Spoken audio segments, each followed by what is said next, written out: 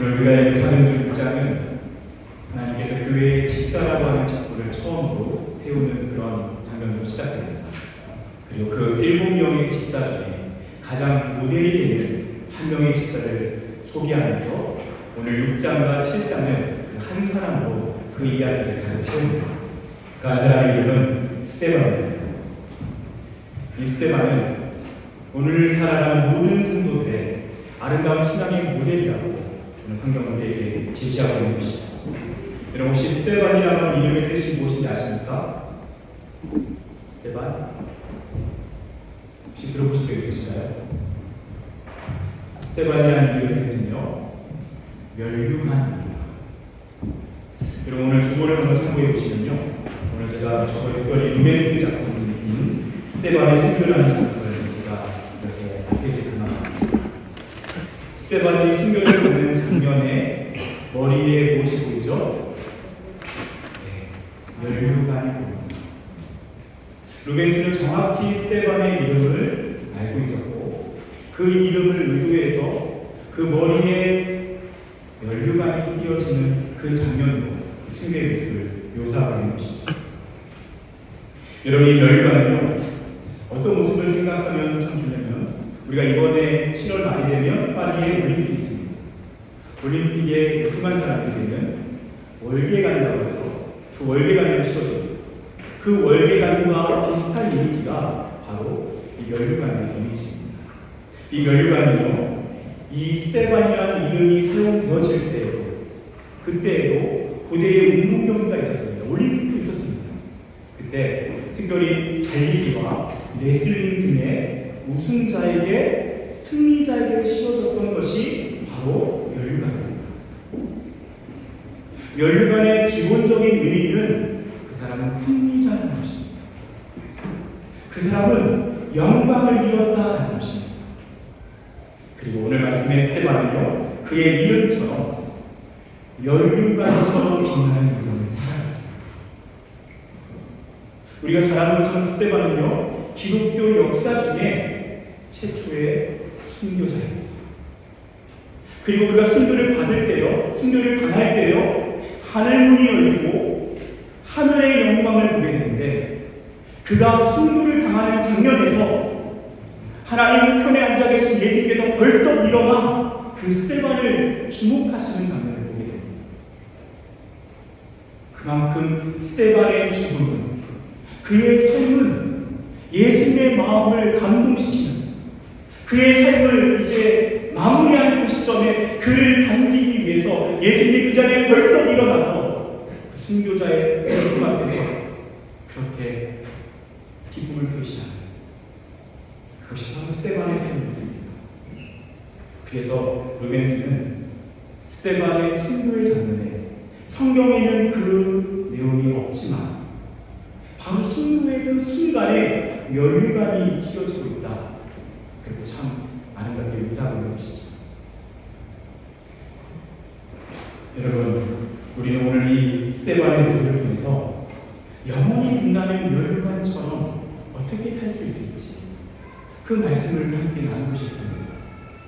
여러분, 멸류관은 승리이고 영광입니다. 그리고 특별히 이 멸류관은 성경에서 중요한 순간마다 사용하고 있는 이미지입니다. 특별히 디모데후서 4장 7절 8절에 사도 바울이 이렇게 이야기합니다. 나는 선한 싸움을 마치고 나의 달려갈 길을 마치고 믿음을 지켰으니 이제부로는 나를 위하여 의의 멸류관이 예비되었으므로. 여러분, 사도 바울은요, 그의 삶에 의의 멸류관이 있을 것이라고 이야기합니다. 왜입니까? 선한 싸움을 마치고 하나님 앞에 헌신된 열매를 통해서 그분이 나를 위해 예비하신 영광스러운 상급이 있다는 것입니다. 이런 몇 가지 한 가지 꼭 기억해야 될 것이 있습니다. 성경은요, 예수를 믿는 모든 사람에게 구원을 주신다라고 분명히 약속합니다. 그런데요, 모든 구원이 똑같지는 않습니다. 어떤 사람은 그런 구원을 꿈꾸는 사람이 있죠. 정말 흥청망청 마음대로 살다가 죽기 일보 직전에 예수님 옆에 있었던 강도처럼 그때 예수를 믿어서 구원받으면 얼마나 좋을까. 이 젊은 날 때는 좀 내 마음대로 다 해보고 놀고 싶은 거 다 논 다음에 그때 그렇게 구원받는 얼마나 편하다. 여러분 그렇지 않습니다. 성경은요, 영광스러운 구원이 있고 부끄러운 구원이 있다고 분명히 이야기합니다. 그것에 대해서 우리가 묻자듯이 명확하게 이야기할 수 없지만 예수님이 우편에서 벌떡 일어서 스데반을 반기듯이 그렇게 멸류관을 씌워주고 영광스럽게 맞이하는 그런 구원이 있고, 부끄럽게 어쩌면 감히 보기를 잊지 못하게 부흥받는 그런 구원의 이미지가 또한 분명히 있다는 것입니다. 사랑하는 여러분, 오늘 우리는 스데반에 대한 말씀을 통해서 부끄러운 구원이 아니라 멸류관을 받는 영광스러운 구원을 받으시기를 축복합니다. 그렇다면 이 스데반의 그 영광스러운 죽음, 그리고 멸류관을 받았던 삶은 어떠한 삶이었기 때문에 가능했습니까? 여러분, 짧은 말씀이지만 저는 오늘 이 한 구절의 말씀을 통해서 스데반의 전체 삶을 한번 요약해 보도록 하겠습니다. 우리 다시 한번 이 말씀을 읽어보겠습니다. 시작. 스데반이 은혜와 권능이 충만하여 큰 기사와 표적을 인간에게 행하니. 여러분, 먼저 스데반의 삶은요, 은혜가 충만한 삶이었습니다. 은혜가 충만한 삶이었습니다. 여러분, 그렇다면 우리가 먼저 생각해 보고 싶습니다. 은혜라는 단어가 도대체 무엇입니까? 은혜라는 단어는요, 교회에서 어떻게 보면 가장 쉽게 그리고 가장 포괄적으로 때로는 추상적으로 사용하는 단어가 은혜라는 단어입니다. 왜냐하면 실제로 그 은혜라는 카리스라고 하는 단어에는요, 여러 가지 은혜가 있기 때문입니다. 은혜라는 단어에는 선물이라는 뜻이 있고요, 호의라는 뜻이 있고요, 기쁨이라는 뜻, 감사, 만족이라는 뜻, 그렇게 여러 의미를 가지고 있습니다. 그래서 성경에서 사용되어지는 이 은혜가 어떻게 우리가 이해하면 되냐면요, 하나님께서 우리에게 선물로 주시는 모든 좋은 것들이 은혜라고 이야기할 수 있습니다. 예배를 마치고 오늘 성가대 찬양이 참 은혜로웠지, 오늘 기도를 드리셨는데 정말 은혜로웠습니다, 오늘 오르간 찬양을 통해서 제가 많은 은혜를 받았습니다.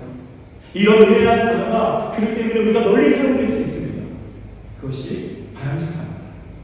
네, 여러분, 이 은혜라고 하는 단어를 생각하실 때 사도바울은 의도적으로, 핵심적으로 이 은혜라는 단어가 어떤 의미인지를 집중적으로 사용하는 경우가 있습니다. 그러니까 그런 모든 포괄적인 것도 은혜이지만 성경은 가장 강조하는 은혜의 의미가 있다는 것입니다. 에베소서 2장 8절 9절에 너희가 그 은혜로 인하여 말미암아 구원을 받았으니 이것은 너희에게서 난 것이 아니요 하나님의 선물이다. 여러분, 그래서 성경에서 사용되어진 은혜의 가장 중요한 의미, 핵심적인 의미는 우리가 예수 그리스도를 믿음으로 말미암아 그 은혜로 값없이 구원을 받았다라고 할 때 이 카리스, 은혜라는 단어를 생각합니다. 조건 없는 하나님의 사랑. 그래서 그 조건 없는 사랑으로 인해서 내가 값없이 은혜 구원을 받았다는 것, 그것이 바로 이 은혜의 핵심적인 의미입니다. 여러분, 오늘 말씀에 등장하는 이 스데반은 어떤 사람입니까? 바로 그렇게 예수의 은혜로 값없이 구원받았다라는 그 하나님의 사랑 앞에서 감격하며 행복했던 사람입니다. 오늘 우리 찬양대가 참 아름다운 찬양을 들려주셨습니다. 행복이라는 찬양입니다. 이 행복이라는 찬양의 가사를 들어보면요, 세상에 말하는 그런 행복만이 아니라 어떻게 보면 예수님께서 우리에게 가르쳐주신 행복을 이야기합니다. 그 중에 핵심은 무엇입니까? 그리스도의 길의 행복의 핵심은 무엇입니까? 내가 예수 그리스도로 말미암아 자격이 없음에도 불구하고 감히 그분 앞에 설 수 없는 그런 부끄러운 죄인임에도 불구하고 값없는 은혜, 십자가의 은혜, 그 복음의 은혜로 우리를 구원해 주셨다는 것입니다. 최근에 제가 다시 한번 송태근 목사님이 그런 이야기를 들려주신 것도 영상 통해서 들었습니다. 송태근 목사님이라는 분께서요, 예전에 과거에 목하는 목사님과 대담했던 이야기를 나누십니다. 그 내용은 이런 것이었습니다. 대담 중에 목사님은 목사로서 언제 가장 행복하십니까?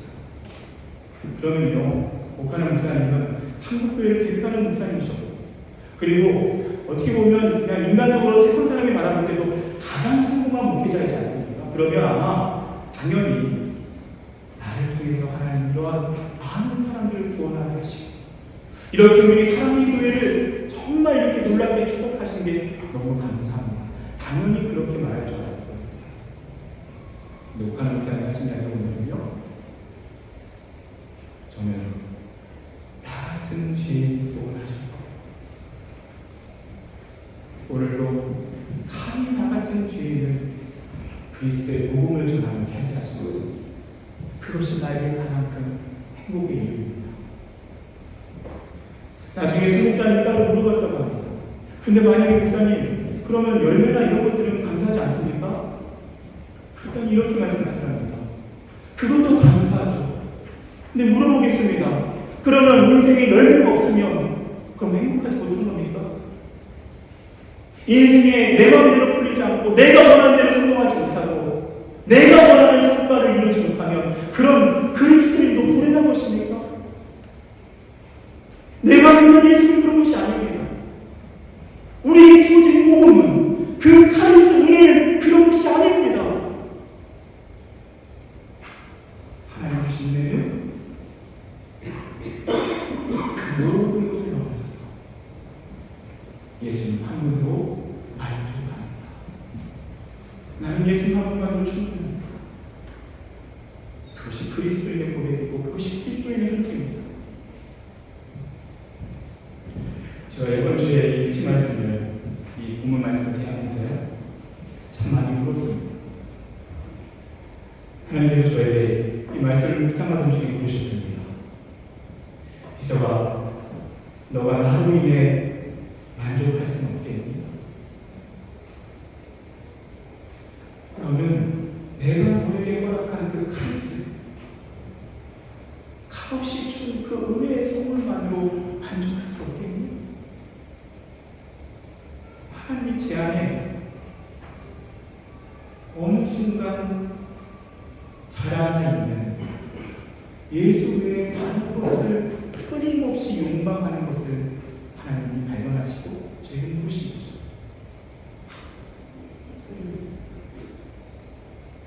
제가 성득 대답하지 못했습니다.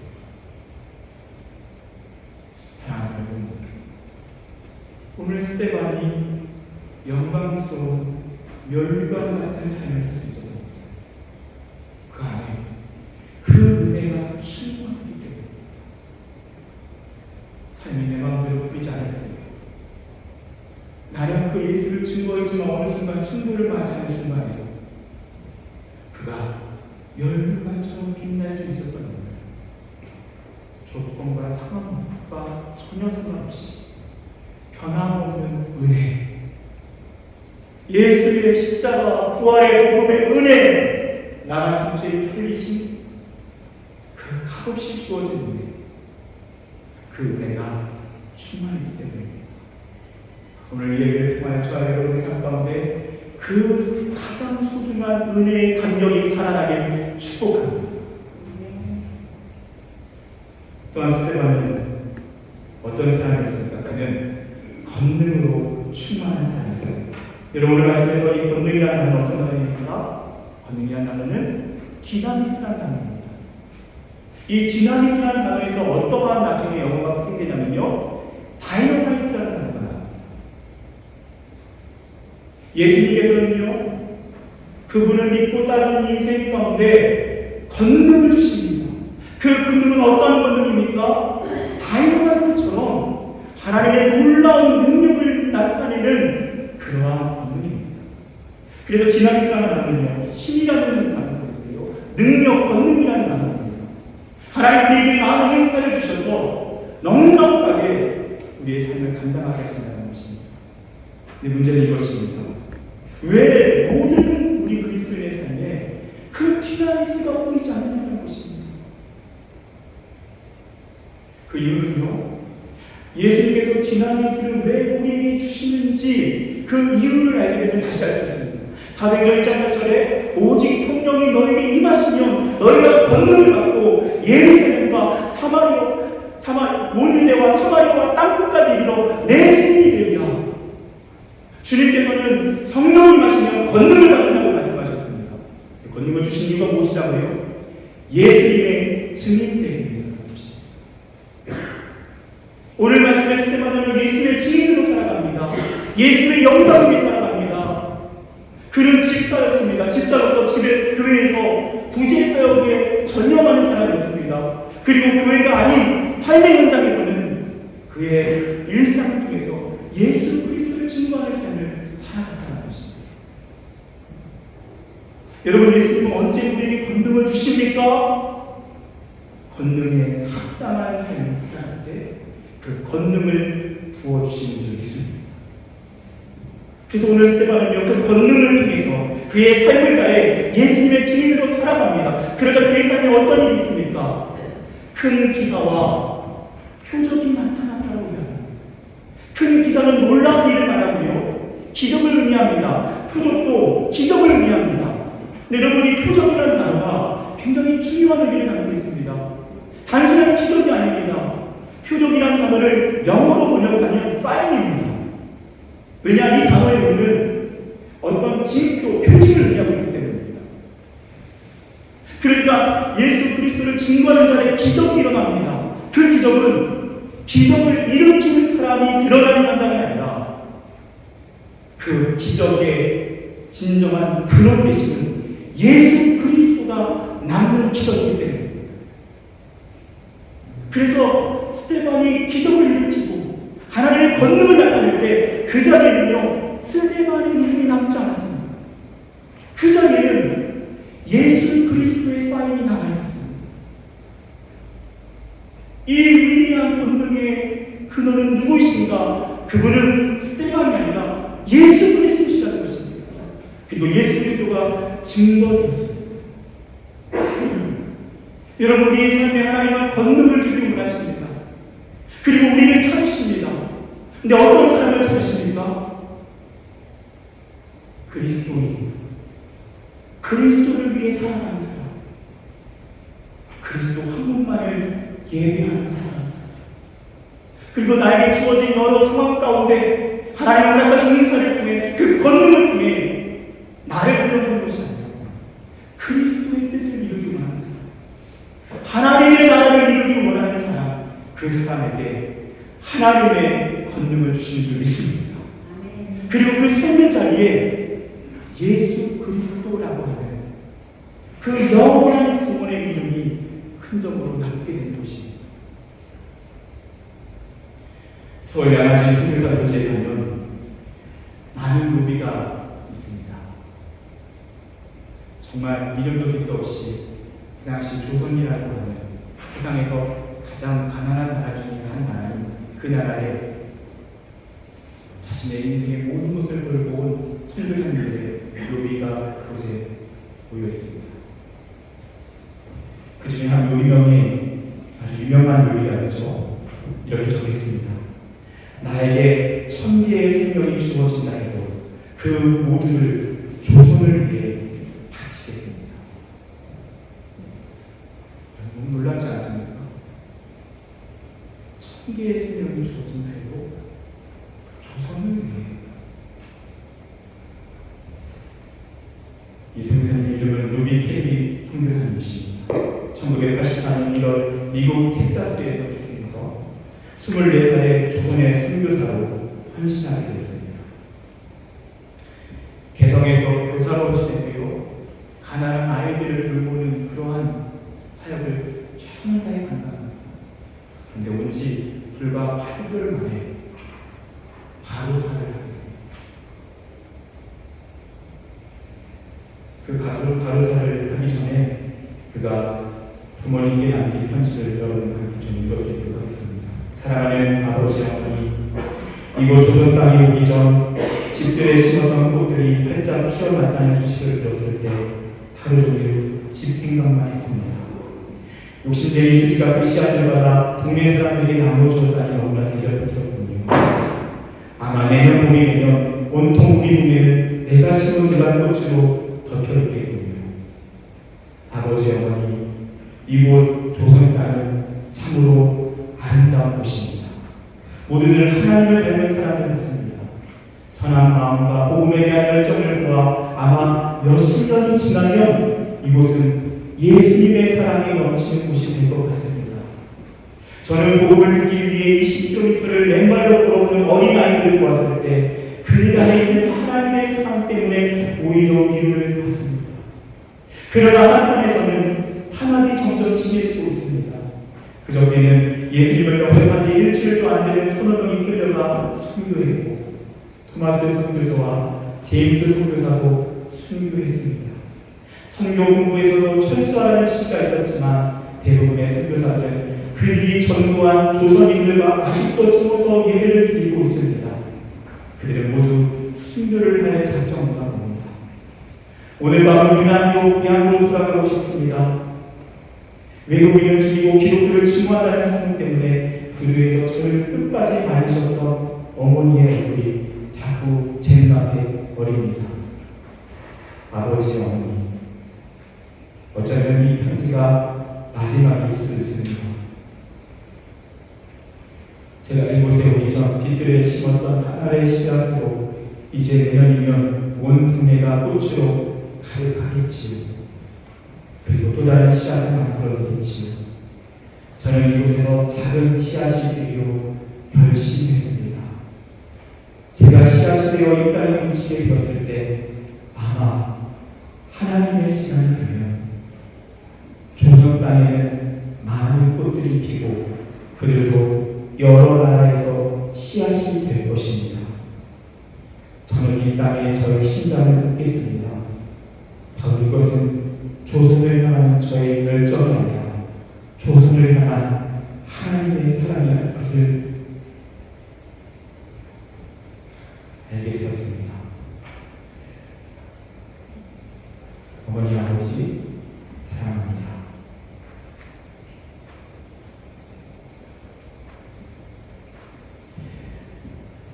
우리는 끝까지 그리스도의 증인으로 살았습니다. 삶에 그리스도의 흔적이 남았습니다. 그 사람 인생의 발자취를 돌아볼 때 그곳에는 예수 그리스도라는 사인이 남았습니다. 그리고 그녀는 세상 사람의 눈으로 볼 때는 보잘것없는 인생으로 마감한 것 같이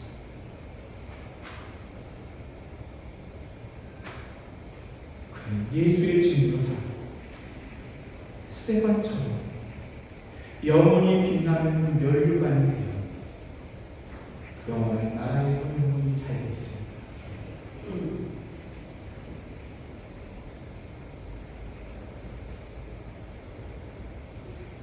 사랑하는 여러분, 어떻게 사시겠습니까? 천국은 분명히 있습니다. 우리의 구원은 진실입니다.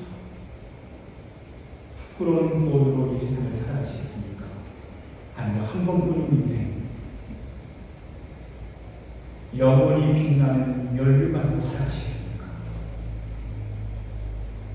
스테반처럼 은혜와 권능으로 충만한 삶을 살아가며 면류관으로 여러분의 인생을 주님께 드리실 수 있기를 축복합니다. 기도합시다.